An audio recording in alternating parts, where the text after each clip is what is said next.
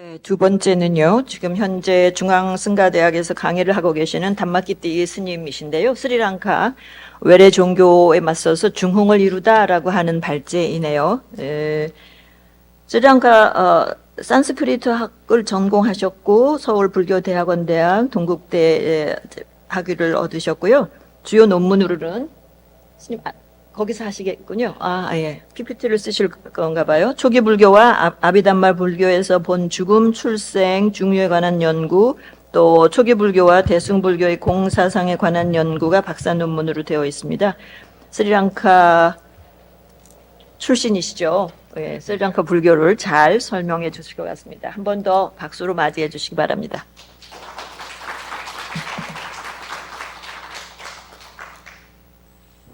네, 안녕하십니까. 반갑습니다. 남무기띠입니다.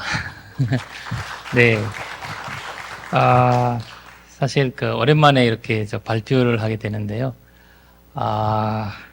한국에 오래 살수록 한국말 잘하는 것 같은데, 근데 이런 데 보면 더 오히려 못하게 되는 것 같기도 합니다. 그래서 하여튼 제가, 스리랑카 불교의, 이제 흥망성쇠의, 배경화 교훈을 이제 맡을 때, 이제 열심히 해야 된다라는 생각도 있지만, 사실, 스리랑카 이제 출신으로서 더 실수하면 어떨까. 이런 생각도 들었는데, 그래도, 나름대로 열심히 해봤는데, 혹시, 미약된 부분이 있으시면, 양해 부탁드리고, 발표를, 열심히 하려고 노력하겠습니다. 이 PPT 자료 중심으로 발표를 좀 해볼 텐데요. 여기 사실 저기에 나와 있는 이제 그 발표 내용을 보면 스리랑카의 경전 보전, 그리고 스리랑카 불교의 역사, 그리고 식민지 시대와 불교 형환, 스리랑카 불교 성각자들 이런 중심으로 해서 발표를 진행할 건데요. 사실 스리랑카라고 할 때 여러분들께서 인도에 있는 작은 섬이다 이런 거는 잘 알고 있지만, 그래도 예전부터 지금까지도 전 세계에 관심을 많은 섬입니다. 그래서 여러 정치적으로, 문화적으로, 그리고 이제 사회에 영향을 줬던, 또 어떤 이제 세계적인 어떤 공간으로서 볼 수 있는 아주 중요한 위치에 되어 있는 이제 불교 국가인데요. 사실 지금으로서는 남아시아에서 유일하게 남아 있는 불교 국가라고 이제 할 수도 있는 만큼의 불교적인 자부심을 갖고 있는 나라입니다. 제가 이 논문을 쓰면서 준비하면서 지난 역사를 저희가 찾아볼 때 제일 핵심적으로 보는 이제 니파완사, 마하완사, 졸로완사라는 책 중에서 나오는 어떤 이야기들 같이 이제 활용했습니다. 그리고 장구문헌에서는 이제 많은 장구문들이 이제 인용했지만, 거기서 이제 왈프라 라울라 스님의 스리랑카 불교 역사 책이 제가 많이 보셨고요. 그리고 사실 이제 국내적으로 거기 연구 보면 우리 이 자리에 계시는 이제 마손 스님께서 제일 먼저 스리랑카 불교에 대한 이제 연구를 많이 하셨더라고요. 그런 것도 국내 자료로 많이 이용하고 이 논문을 이제 준비를 했는데요. 사실 이 발표와 이 논문 이제 컨텐츠가 이런 식으로 준비해서 이 발표를 하게 되는데요. 본론적으로 넘어가서 보면 이제 불교의 전례와 수용을 보시면 다들 아시다시피 스리랑카 불교가 이제 시작되는 과정이 바로 3차 결집 때 아소카 왕의 아들 마힌다 장로로 인해서 스리랑카의 불교가 전파되게 됩니다.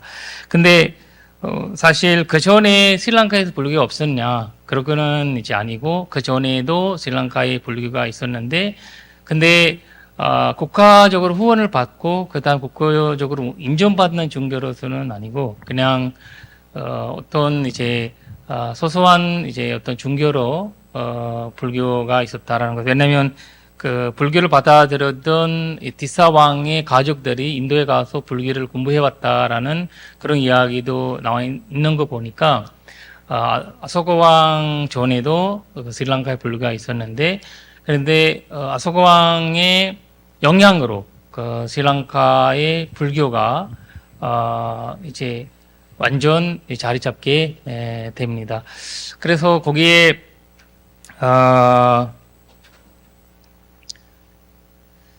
보시면 이제 이 마힌다 장로가 그 스리랑카에 이제 군인이 32살에 오시게 됩니다. 이 6명의 제자들과 같이 오게 되는데 거기 82살까지 사시고 열방하시게 되는데 거의 40년 이상 50년 가까이 생활을 스리랑카의 불교에 영향을 주면서 스리랑카가 어느 날까지는 불교 국가가 되게끔 이제 시발점을 되지 않았냐라는 생각이 듣고요. 그래서 스리랑카인들은 이 마힌다 장로를 보고 둘째 부처님이다라고 얘기를 합니다. 그래서 그만큼 이제 큰 위대함을 주고 있는 분이십니다.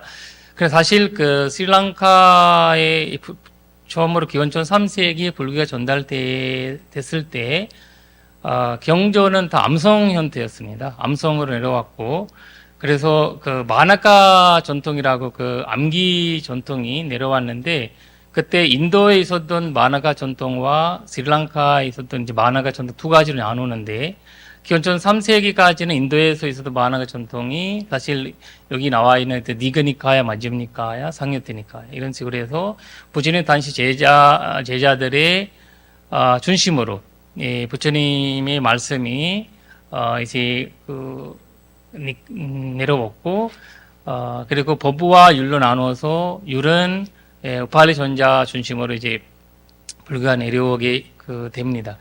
내려오면서 그 스리랑카에서도 또 이 마나카 전통 시작하는데 16개 마나카 전통이 시작됐다고 하거든요. 그러면서 이 5개 마나카 전통 중심으로 또 11개가 추가가 됩니다. 스리랑카에도. 근데 이제 마나카 전통으로 계속 이어갔던 이제 그 스리랑카 불교가 여러 가지 어려움 점이 중간에서 겪게 되는데, 그 어떤 어려움 점이라면 이 스리랑카에서 전쟁과 감옥과 여러 가지 문제가 이끌면서 이 부처님 말씀을 그대로 기억할 수 있는가, 암송할 수 있는가라는 문제도 있었고, 또 하나는 이 스님들만이 이 암송 전통을 된 거 아니라 마나카라는 분은 제가자도 있었고 스님들도 있었는데, 근데 그 중에서 가정생활하고 있으면서 마나카 전통을 이어갔던 분들이 자기가 갖고 있는 이제 그런 가르침을 누구한테나 가르치지 않는, 쉽게 가르치지 않는 상황이었고, 특히 이제 아라한들과 약간 이제 수행자들이 그 분 앞에 가서 잠배를 올리고 여러 가지 이제 도덕적인 문제도 많이 일으키고, 그러면서 여기 니데사, 거기 우리 기원제 조형에서 니데사라는 부분은 딱 암송에서도 딱 한 분이밖에 없었다고 그런 이야기가 나오거든요. 그러니까 만약에 그 사람이 돌아가신 다음에는 이 전통이 사라지기 시작하는 그런 위험성이 있어서 결국 불교가 기록돼야 되는, 글자로 기록돼야 되는 상황이었고, 그래서 기원전 1세기에 그 스리랑카에서 최초음으로 부처님 말씀을 기록되는 과정이 되었습니다. 그래서 이 조그만 동영상인데, 이 동영상으로 그 당시 그 스리랑카 기원전 1세기의 스리랑카 환경을 좀 알 수 있습니다. 그래서 좀 동영상 조금 보겠습니다. 좀 들어주시겠어요? 네.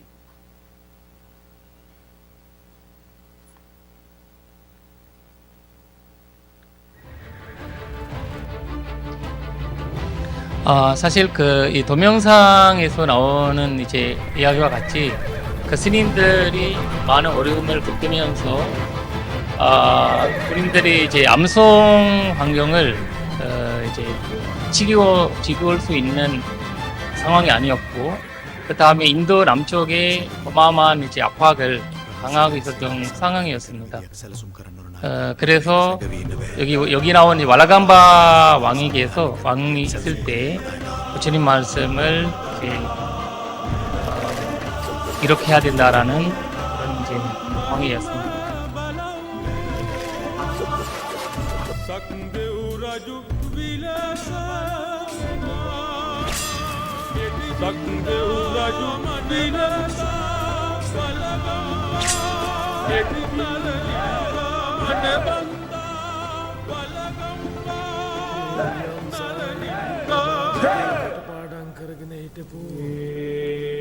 නියන් සායෙන් බුද්ධ භාෂිතය කටපාඩම් කර 많은 스님들이 이제 감옥으로는 죽어갔고요. 그러면서 700명의 전도 스님들이 인도로 이제 암송가들이 인도로 가셨다고 합니다. 가시고 나머지 스님들이 스리랑카에 계시면서 이 경전을 이룩하는 과정을 시작했다고 합니다.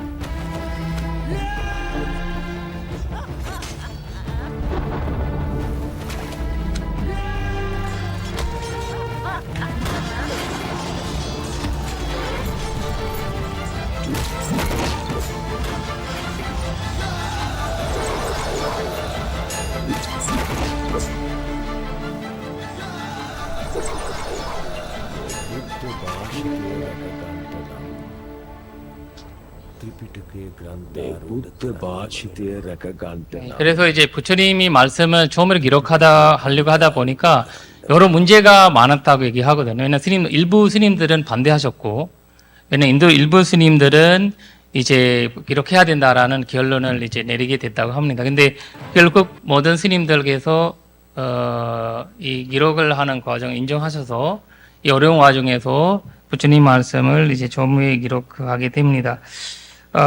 여기에서 이제 보시면 이제 부처님 말씀을 이제 배엽기형으로 제작한 과정이 나오는 이제 동영상이 조금 있는데 그것도 이제 같이 좀 보겠습니다.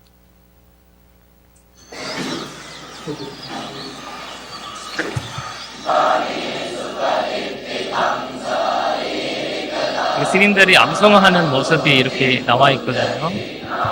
박인 스님들께서 පොත්වල යමක් සටහන් කර 이 තබනවට 밑에 보시면 이제 මතකයේ තබා ගැනීම පිළිබඳ ලොකු 그 이야기가 왜 그 이렇게하는 සටහන් කරගන්නවා නම් 과정이 පෞද්ගලික දෙයක් බවට 어떤 පත් 건지 වෙනවා. 설명하세요. යම්කිසි කෙනෙක් එහි යම්කිසි පදපෙළක් වෙනස් කරන්න උත්සාහ කරනවා නම් අනිත් සියලුම දෙනා ඒට විරුද්ධ වෙනවා. මේ නිසා වෙන වැරදි අලුතෙන් ඇතුළු කිරීම වෙනස් කිරීම වගේ දේවල් ඉතාමත් අඩුවෙන් තමයි සිදු වෙන්නේ. මේ නිසා ලියා තැබීමට වඩා මතකයේ තබා ගැනීම කියන එක පිළිබඳ ලොකු විශ්වාසයක් අතීතයේ තිබුණා.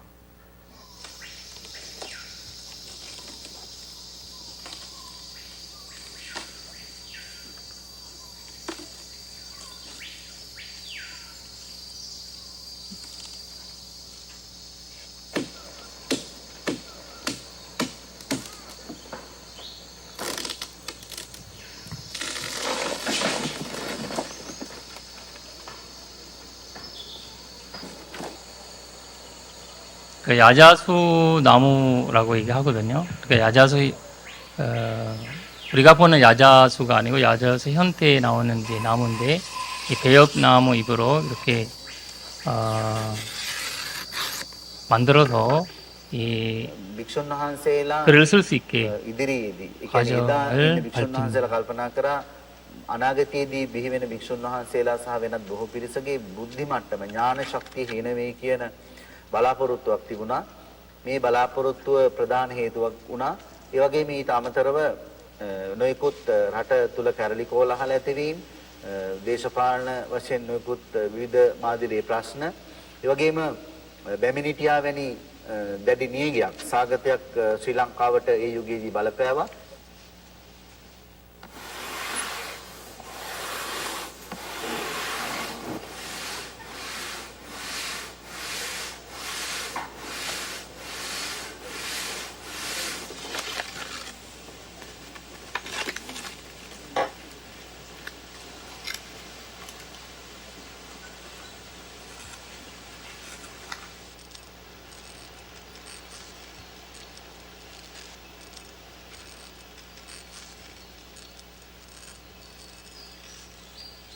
once you start using writing, then you have to have a technology for the surface. What do you write on?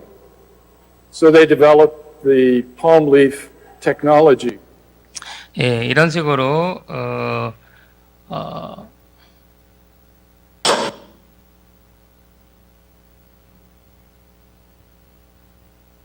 예, 이런 식으로 제작된 이제 배역기용은 사실 그 스리랑카의 그 아주 이제 그 4차 결집이라는 그런 의미를 두고 있습니다.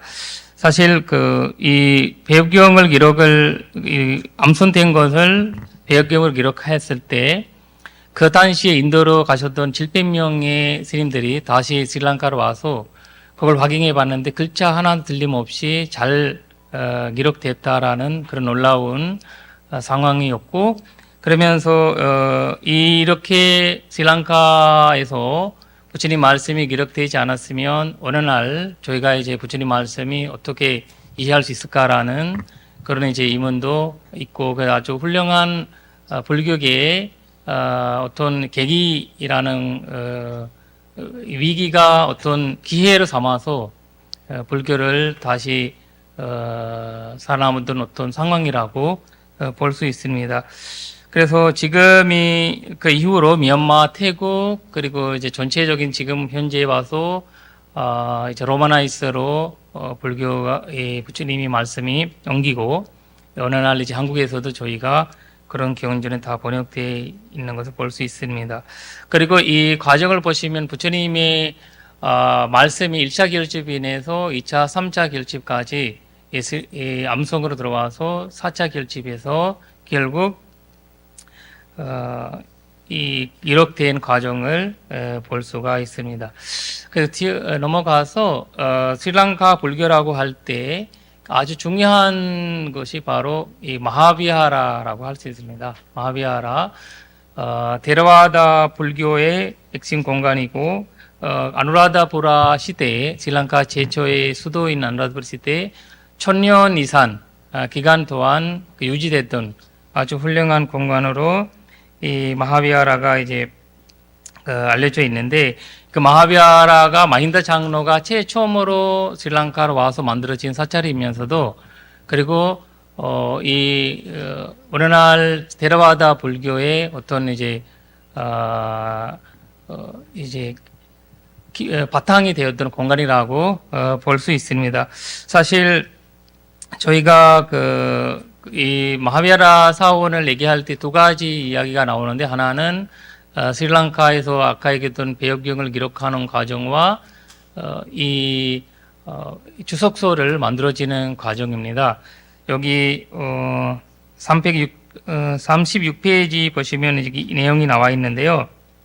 그 스리랑카의 역사에서 이 발리오 주석서가 아주 중요합니다. 사실 마힌다 장로가 스리랑카에 오시면서 스리랑카어로 주석서를 이제 만들고 스리랑카어로 주석서가 되어 있는데, 부ddhagosa 스님을 통해서 우리가 이제 불교계에서 아주 유명하게 아는 위수디마가의 저자 부ddhagosa가 스리랑카에 들어오면서 이 주석서를 만들게 됩니다. 그래서 스리랑카어로 있었던 주석서 모두 발리어로 옮기게 되는데, 결국 이제 아디카람 같은 이제 학자들은 부ddhagosa가 발리어로 스리랑카 주석서 발리어로 옮기게 되면서 스리랑카 주석서 보존하지 못했다라는 그런 주장도 합니다.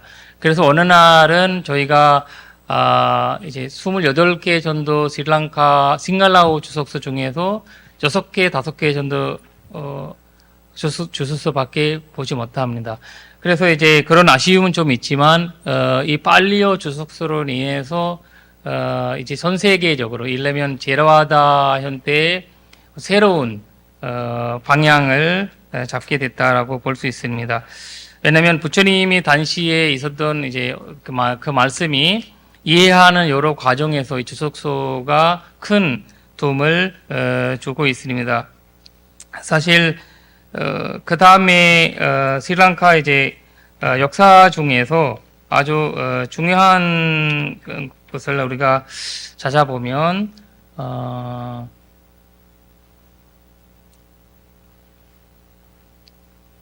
바로 이제 그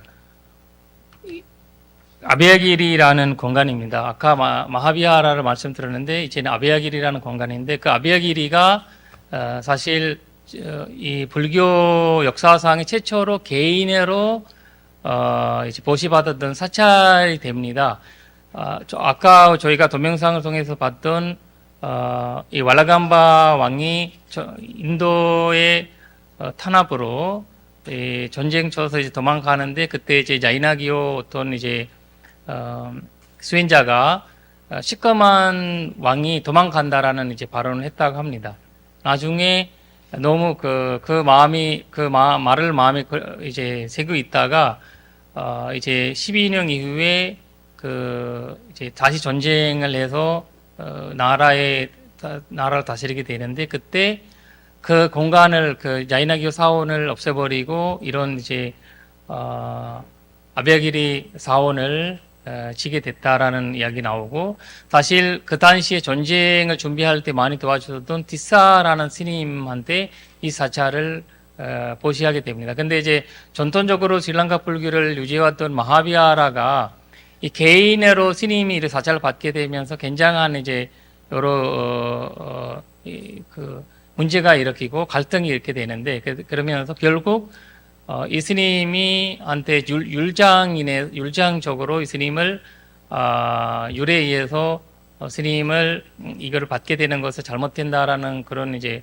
참회하시라는 그런 말씀하셨는데 스님께서 그걸 안 받아들이고 결국 아베야기리로 이제 가게 됩니다. 그래서 마하비하라의 분별 사원으로 이 아베야기리가 시작하는데 근데 이제 결국 가면서 이 공간에 인도 남쪽과 이제 기울을 하게 되면서 대선 불교가 들어오게 됩니다. 그래서 그 스리랑카의 어떤 대선 사상이 벌쳐졌던 공간이 바로 아베야기리라고 볼 수 있습니다. 사실 아베야기리에서 인도에 아주 유명했던 그 당시 상가미트라라는 이제 분이 스리랑카 들어와서 스리랑카의 고타베 왕의 아들 둘한테 가르치게 됩니다. 스승으로서 가르치게 됩니다. 그러면서 또 마하비하라 스님들이 이 대선적으로 개종하게 되고 아베야기리아 형태로 나오게 됩니다. 그리고 와이툴랴바다라는 이제 9가지 그 대선 경전을 법화경 비롯해서 경전을 이제 받게 됩니다. 이런 식으로 해서 스리랑카의 그 불교의 이제 대성 불교가 시작하게 됩니다. 그리고 처음에는 이제 사실 데라와다 불교 하나의 형태였던 것은 바로 마하야나 공간에 아주 유명한 사찰이 되었습니다.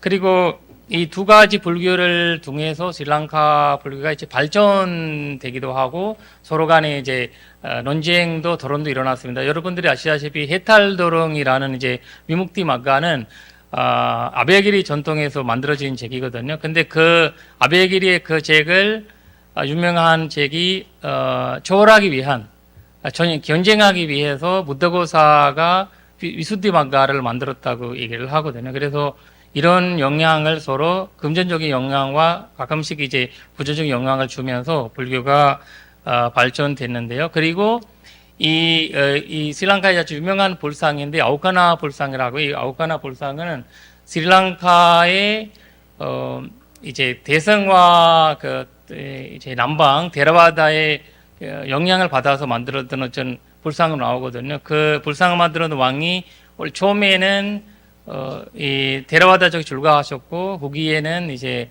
마하야나 쪽에 출가를 하셨다고 나오거든요. 그리고 스리랑카라고 할 유명한 시기리아 만들었던 그 가세파 왕의 아버지로도 알려져 있거든요. 그래서 이 불교 영향이 계속해서 이제 주고 있었다는 것을 볼 수 있습니다. 그리고 이 안라드푸라 시기가 전년 전도 지나가니까 다시 스리랑카가 인도의 남쪽에서 계속 이제 단합을 받게 됩니다. 그래서 수도를 안라드푸 수도를 버리고 볼로나루아 수도로 옮기는데 볼나루스가 옮기는 과정에서 아주 유명하던 이제 아주 큰 역할을 하신 분이 바로 거기에서 이제 유명한 왕이 바라크람바하 왕입니다. 이 바라크람바하 왕이 스리랑카의 최초의 불교 개혁을 이제 하게 됩니다. 사실 아까 얘기했던 이제 마하비하라와 아베기리가 이어가면서 아베기리아 후기에 나중에 제타와나라는 어떤 또 분별 사찰이 생기게 됩니다. 그러면서 스리랑카에 이제 밀교가 들어오면서 그 나중에 또 스님들이 이제 결혼하고 아이 낳고 이런 일반적인 생활을 하면서 그렇게 지내게 됩니다. 이런 현대에도 스리랑카 불교가 많은 이제 서로 갈등과 서로 이제 문제도 계속 있었고 그런 상황에서 아베아기리 거기 바라캄바 왕이 마하비하라 전통으로 이 모든 불교가 이제 합치게 됩니다. 합치면서 결국 다시 마하비하라 전통이 이제 시작하게 되는데요. 사실 이 바라캄바 왕이 없었으면 오늘날 스리랑카 불교가 어떻게 됐냐라는 그 문제도 있고 그리고 또 아베아기리의 전통이 오늘날까지 그대로 이어왔으면 또 어떤 모습이었을까 이런 생각도 그 논문을 준비하면서 하게 되었습니다.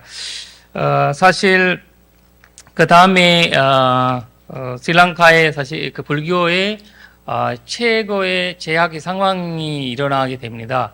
그것은 바로 450년간 소양 시민지를 스리랑카가 갖게 되는데 포르투갈, 네덜란드, 영국 이렇게 해서 1948년도에 저희가 독립을 하게 되는데요. 그때까지 기독교와 전주교의 어떤 이제 그 탄압을 받으면서 불교의 발전이 굉장히 어려워진 상황이었습니다. 그래서 그것을 이제 극복하는 문제가 많이 어려웠고 결국 1721년도에 이르러 스리랑카의 그 피구승가의 멸망이 하게 됩니다. 그러면서 그 이후에는 이제 그 제가자 현태에서 이 삶을 살게 되면서 결국 비구 재단이 없으면서 19세기에 다시 미얀마와 태국 이런 계율을 받게 오면서 스리랑카 불교가 다시 시작하게 됩니다.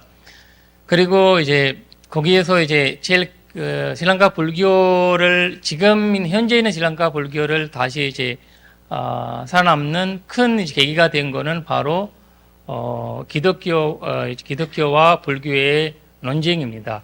거기에서 무나난다 스님께서 이 5개 논쟁을 이루게 합니다.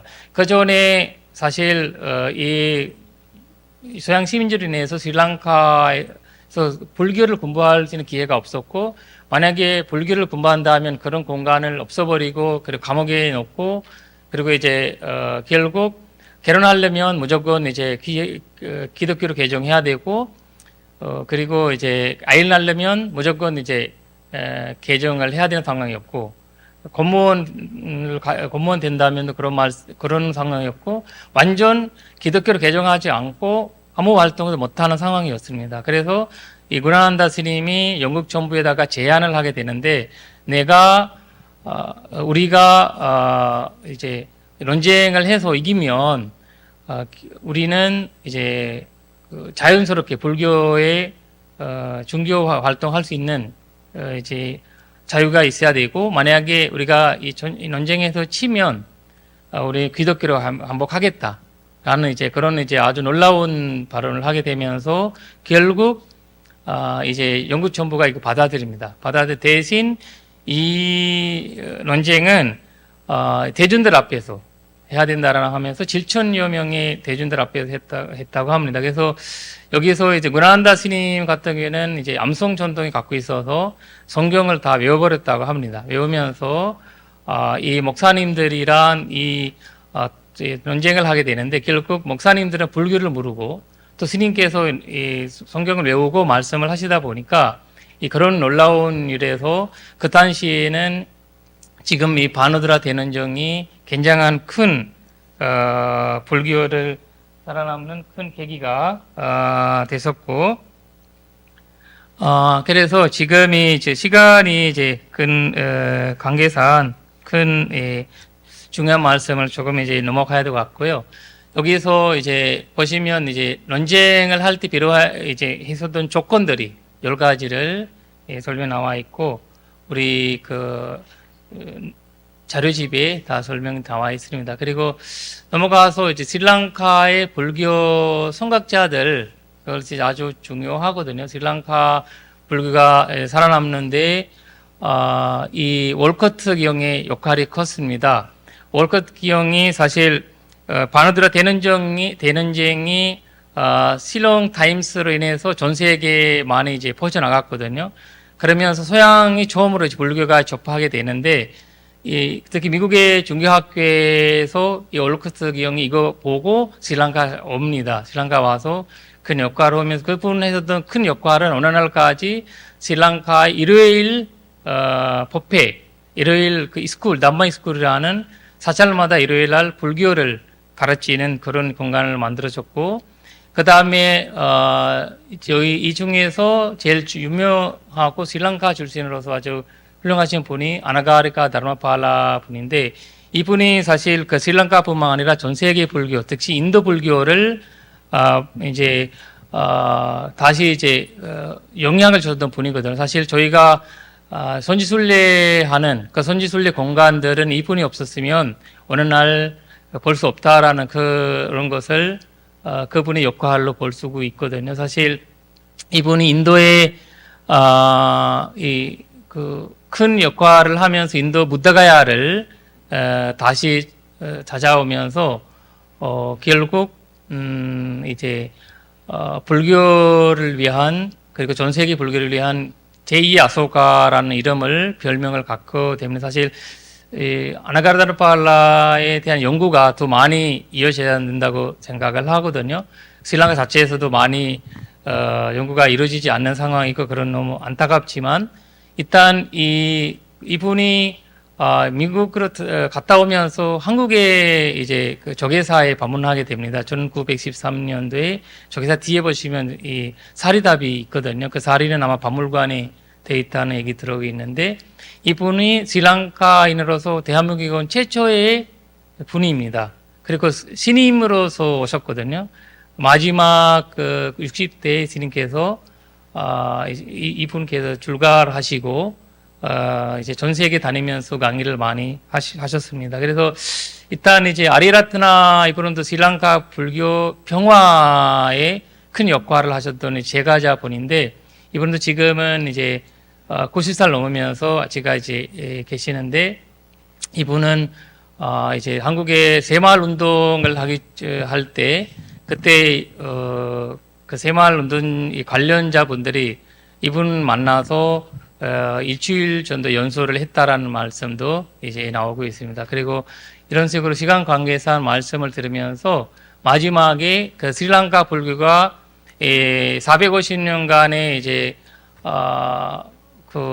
단합을 받으면서 발리어 전통이 사라지고 일반 사람들이 발리어가 어려워지는 상황에서 2500년도에 싱갈라로 번역하는 과정을 시작했습니다. 그래서 34년간 거쳐서 1차, 2차, 3차 자례로 인해서 부다자얀티라는 이제 책을 부처님 말씀이 이제 스리랑카로 번역해서 어느 날은 국보로 남아 있고, 많은 분들이 이 경전을 지금 활용하고 있습니다. 그래서 마지막으로 이제 결론적으로 얘기하면, 스리랑카 불교는 항상 논쟁과 토론과 여러 가지 상황에서 일어났고, 그리고 스리랑카 불교는 항상 이제 데라바다 형태에서만 아니라 이제 다른 이제 다른 전통도 받아들이면서 서로 기여하면서 이제 나왔다라는 이제 것을 볼 수가 있고, 그래서 그 영향이 있었기 때문에 18자례 전도의 시민지가 있었던 스리랑카가 어느 날까지도 불교 국가로